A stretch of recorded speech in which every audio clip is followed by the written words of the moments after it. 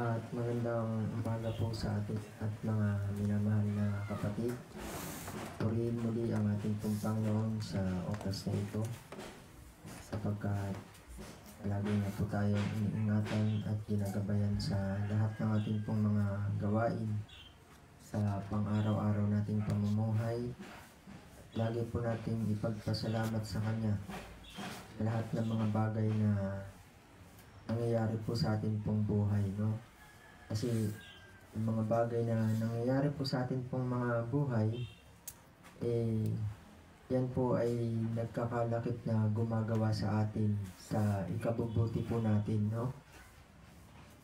Kaya lagi po nating tandaan, no, kung ano po yung mga bagay na ating pong natatanggap, no, sa ating pong sarili, no? Lagi po natin po itong ipagpasalamat sa ating pong Panginoon. Sa kabila ng mga nangyayari po sa atin, ay tayo pa rin po ay narito pa at nabubuhay sa sanlibutan ito, no? Sapagkat ang napakahalaga po sa bawat isa sa atin ay meron po tayong pagkakatiwala sa Panginoon, no? Sa kabila ng mga dumarating na mga pagsubok sa bawat isa sa atin, sapagkat kung tayo po ay meron pong pagtitiwala sa ating pong Panginoon, mas lalong mabuti po yun, no? Bakit? Sapagkat yun din po ang sinasabi ng kasulatan, no? Kung atin pong babasahin doon sa mga sulat ni Haring David doon sa awit, no? Sa awit 118 verse 8, ano yung sinasabi dyan?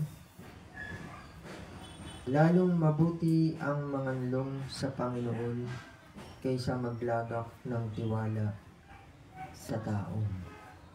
So yan po yung pakakatandaan po natin, no? Mas lalong mabuti na tayo po ay manganlong sa Panginoon. Ibig sabihin, tumiwala sa Panginoon, no? Kaysa sa mga tao, no?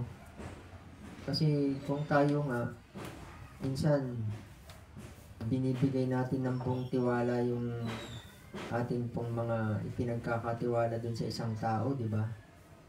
Di masigit pa sa Diyos, no?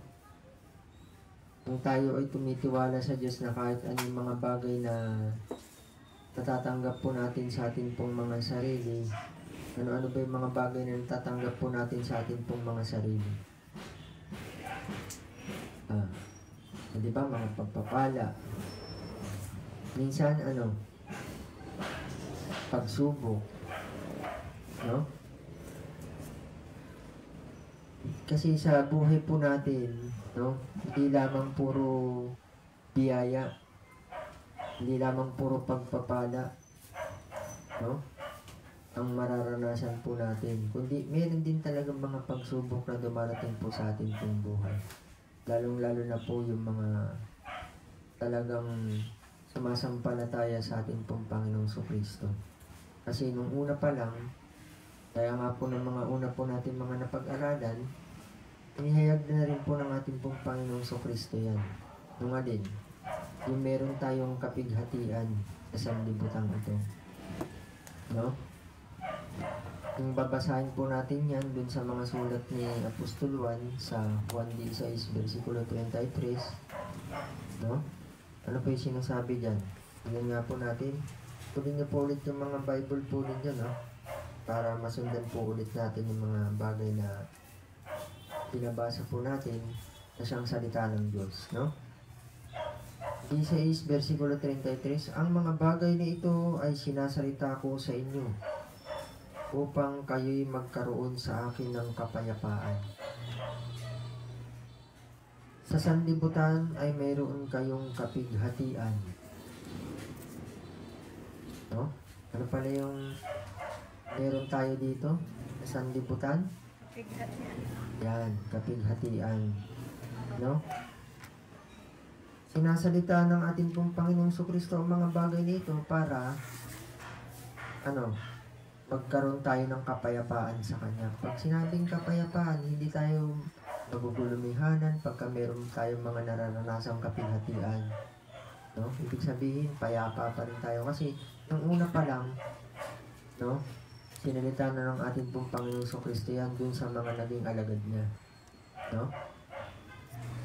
At pinaabot din sa atin yan para malaman din po natin upang wag din po tayong magulumihanan o mabalisa.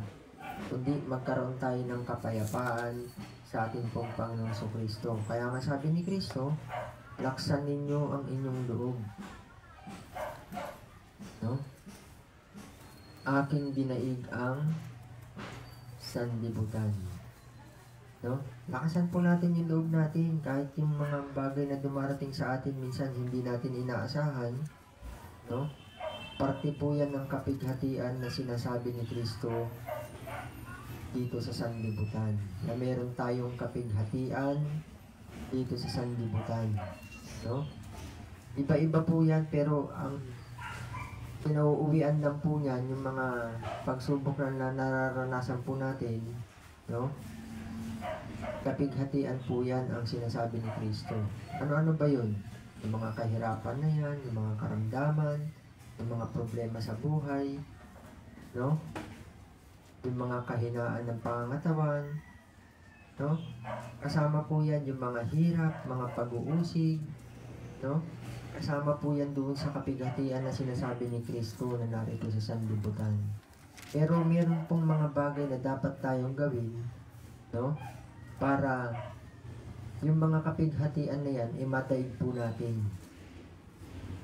No? Ibig sabihin, mapaglabanan po natin. No? Ibig sabihin, malampasan po natin.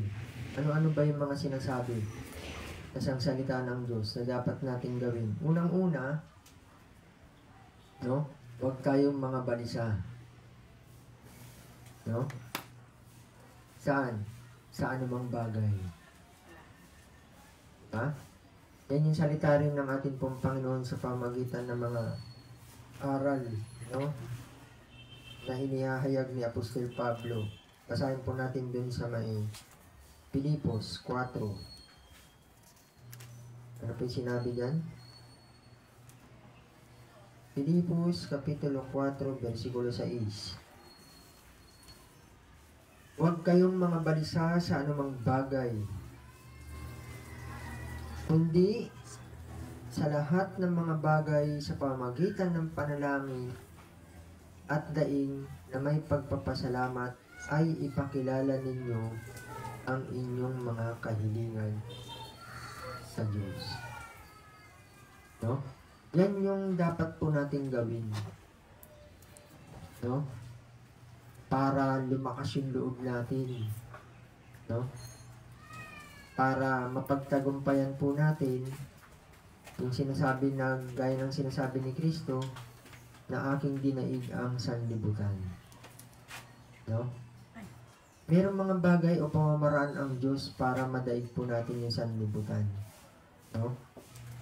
Unang-una, huwag tayong mga balisa. Kasi nung una pa lang, no?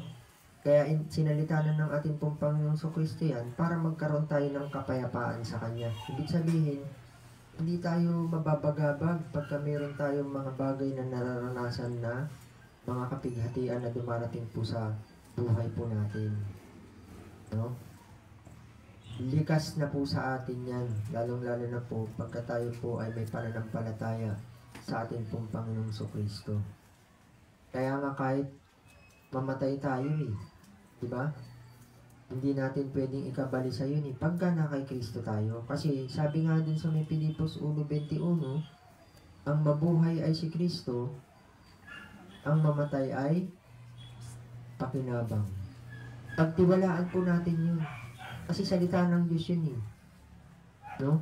Kaya nga sabi po ng ating pong Panginoon sa mga sulat niya pa rin doon sa may awit, no? Doon sa sulat ni Haring David, no? Tumiwala ka sa Panginoon at kanyang papangyarihan. Diba? Kasi kung tayo nga, ay meron tayong mga tiwala dun sa mga pinagkakatiwalaan po natin na magaya na rin nating tao, mas lalo na sa Panginoon, tumiwala tayo sa Kanya. Lalo na dun sa mga salita niya. Bakit? Ano ba yung salita ng Diyos?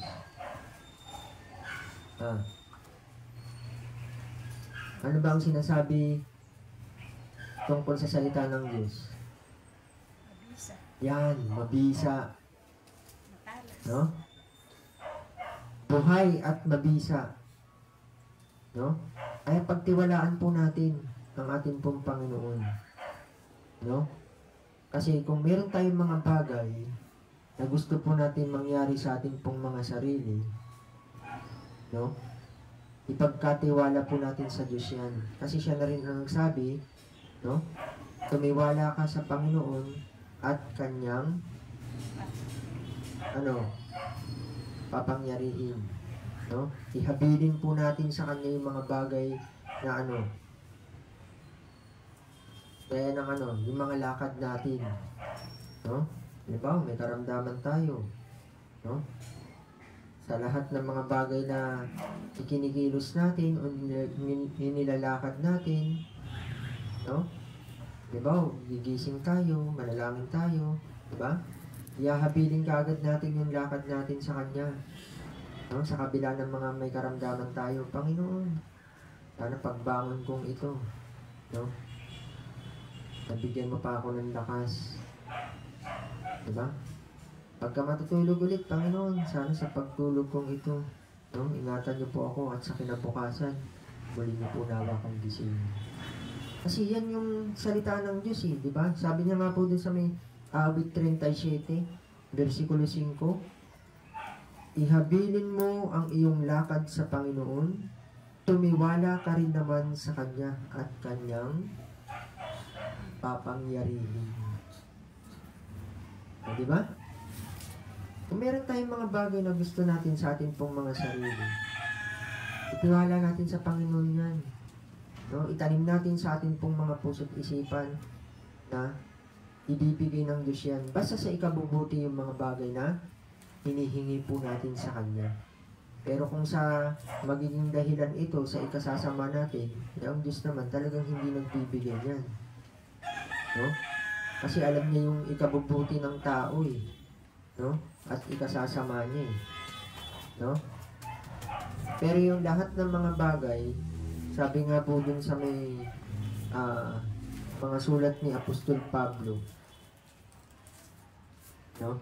Basahin po natin dito po sa mga sulat ni Apostol Pablo sa Roma 8 versikulo 28. No? Ano sinabi niya dyan? At nalalaman na ang lahat ng mga bagay ay nagkakalakip na gumagawa sa ikabubuti ng mga nagsisiibig sa Diyos. Ibig sabihin, yung mga bagay na nagkakalakip, no? Doon sa ikabubuti natin. Hindi yun dun sa ikasasama. No? Kaya kaya nga sabi dun sa ibang kasulatan, no? Wag nating ikapagtaka yung mga pagsubok na dumarating po sa atin na di karaniwang bagay, no? Kasi yung lahat ng mga bagay na gumagawa sa atin, no? Nagkakalakip yan sa ikabubuti po natin, no? Bakit? Kasi yun yung sinasabi ng Diyos eh. Halimbawa po natin, kapag meron tayong mga nagiging pagsubok na dumarating sa atin. Pagbigay nga kayo ng isang halimbawa na pagsubok na dumarating sa atin pong buhay. Sakit. Nabigyan na karamdaman. Ano po yun? Sakit o kaya karamdaman? Totoo po yun. O pagka may sakit ka, no? Ano yung mga bagay na nagagawa natin pagka may sakit tayo? Diba, nagiging mapanalanginin tayo? Diba? Kasi ganyan yung mga yung mga nagsisiibig sa Diyos eh. No? Pagka nagsisiibig ka sa Diyos, o umiibig ka sa Diyos, no? Yung mga bagay na nangyayari sa atin, no? Nagkakalakip po yan, no? Na gumagawa sa ikabubuti. Bakit? Nagiging malapit tayo sa Diyos. Diba? Kasi pagka meron tayong mga nararamdaman na masakit sa atin, di ba? Nagiging mapanalangin tayo, no? Nagiging madaingin tayo sa Kanya, di ba? Napapalapit tayo sa Diyos. Ganon din sa pagka nakakaranas tayo ng gutom, no? Nakakaranas tayo ng hirap, no? Yung lahat ng mga bagay yan, nagkakalakip yan na gumagawa sa ikabubuti natin doon sa mga nagsisiibig sa Diyos. Pero, doon sa mga hindi nagsisiibig sa Diyos, no? Ano sa kanila yan? No? Mabigat. Pero pagka ang isang tao may pagkakilala sa Diyos, ang gagawin pa niya, ipagpapasalamat niya pa yan. Diba? Kasi yun yung sinasabi dun sa sa may binasa natin kanina, sa Filipos 4 versikulo 6. Huwag kayong mga balisa sa anumang bagay. Diba? Sinasabi dyan. Ulitin nga po natin yun. Sa may Filipos 4 versikulo 6. Kundi sa lahat ng mga bagay sa pamamagitan ng panalangin at daing na may pagpapasalamat. Ibig sabihin, no? Idinadaing natin sa Kanya, ipinapanalangin natin sa Kanya yung mga bagay na nangyayari sa ating pong buhay, gaya ng mga karamdaman na yan, o kaya mga nakakaranas tayo ng mga hirap sa ating pong mga sarili. Bukod po doon, na ipagpapasalamat pa po natin yun. No? Kasi yun yung salita ng Diyos eh. At yun yung dapat natin pong pakatandaan. No? Kapag meron tayong mga bagay na nararanasan po sa atin pong mga sarili, no? Wag na wag po tayong mababalisa. Kundi ang gawin po natin, no? Sa pamamagitan ng panalangin at daing na may pagpapasalamat, ay ipakilala natin yung ating pong mga kahilingan sa Diyos. Sa ganung paraan, no? Ano ang gagawin ng Diyos pagka ganun ang ginagawa natin? Versikulo 7. At ang kapayapaan ng Diyos na di masayod ng pag-iisip ay mag-iingat sa inyong mga puso at ng inyong mga pag-iisip kay Kristo Jesus. Ay ingatan kasi yung ating pong mga puso, no? At yung ating pong mga pag-iisip kay Kristo. Ibig sabihin, sa kabila ng mga bagay na dinadanas po natin, no? Ay ingatan pa rin yung puso natin at saka yung pag-iisip natin kay Kristo. No? Pagka naiingatan yung ating pong mga puso at pag-iisip kay Kristo, makakapag-isip ba tayo ng masama? Diba hindi? No? Ibig sabihin, puro yung mga mabubuting bagay lamang yung may isip po natin dahil kay Kristo. No? Kaya yun po yung dapat po natin pakatandaan. No? Huwag na huwag po tayong mababalisa sa anumang mga bagay na dumarating sa atin. Kung gusto natin yung mga bagay na dumarating sa atin mawala yun, no? Kahit ano pa yan, problema sa karamdaman, problema sa pang-araw-araw na pangangailangan, ano pa? Problema sa pamilya, problema sa mga anak, no? Lahat po yan, no? Pinagsama-sama po yan doon sa salitang kapighatian. Ang gagawin po natin dyan, huwag po tayong mabalisa, kundi sa pamamagitan ng panalangin at daing na may pagpapasalamat ay ipakilala po natin yung ating pong mga kahilingan sa Diyos. Kasi pagka ganun ang ginagawa po natin, itinitiwala po natin yung ating pong mga lakad sa Panginoon, no? Anong sinabi niya? Doon sa binasa po natin kanina, sa awit. Ha? Anong sinabi niya doon? Sa mga sulat ni Haring David sa awit. Sa awit 37, versikulo 5. Ihabilin mo ang iyong lakad sa Panginoon, tumiwala ka rin naman sa Kanya at Kanyang papangyarihin. Diba? Pag sinabing papangyarihin, gagawin niya. Basta tumiwala ka lang sa Kanya. No? Tangan nga lang, huwag po natin kakalimutan yung mga bagay na salita niya. Gawin po natin yun. No? Pag sinabi ng Diyos na huwag tayong mga balisa sa anumang bagay, gawin natin yun. Kasi pagka mayroong pag-aalinlangan dun sa puso natin, no? Hindi natin nagagawa yun dahil nangingibabaw sa atin yung pagkabalisa. Kahit anong gusto nating mangyari sa atin pong mga sarili, basta nahahaluan ng pagkabalisa, hindi po mangyayari yung gusto po nating mangyari sa ating pong sarili. Hindi po natin matatanggap yung gusto nating mangyari o yung hiling sa Kanya. No? Kasi may pag-aalinlangan eh. No? Pero kung itinitiwala po natin, kaya nga sabi din sa mga sulat din ni Apostol Juan po ba yun?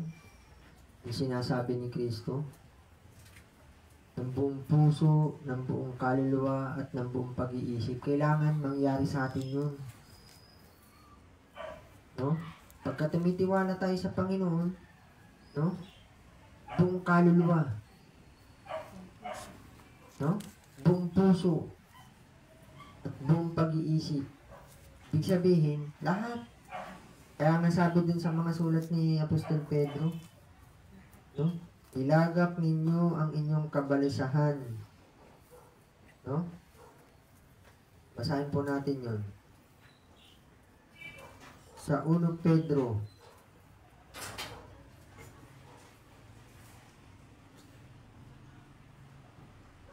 Kapitulo 5, versikulo 7. Na inyong ilagak sa Kanya ang lahat ng inyong kabalisahan, sapagkat kayo'y ipinagmamalasakit niya. No? Yun yung gagawin natin, no? Para kung gusto natin yung mga bagay na hinihiling po natin o gusto natin mangyari sa ating pong mga sarili, gawin po natin to 100%. Diyos kasi ang nagsalita niyan eh. Matatanggap po natin yung mga bagay na hinihingi po natin sa Kanya. Bakit? Kasi ang salita ng Diyos, buhay at mabisa.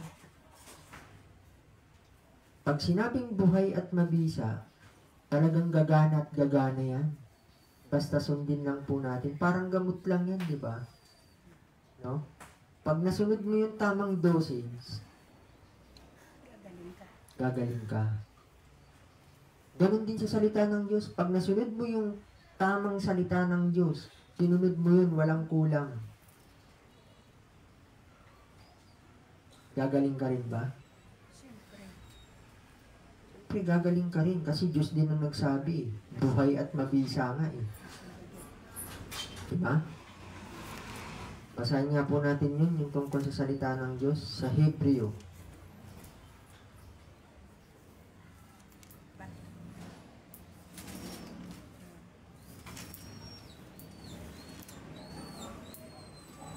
Sa mga sulat ni Apostol Pablo sa Hebreo, Hebreo 4, versikulo 12. Sapagkat ang salita ng Diyos ay buhay at mabisa at matalas kaysa alinmang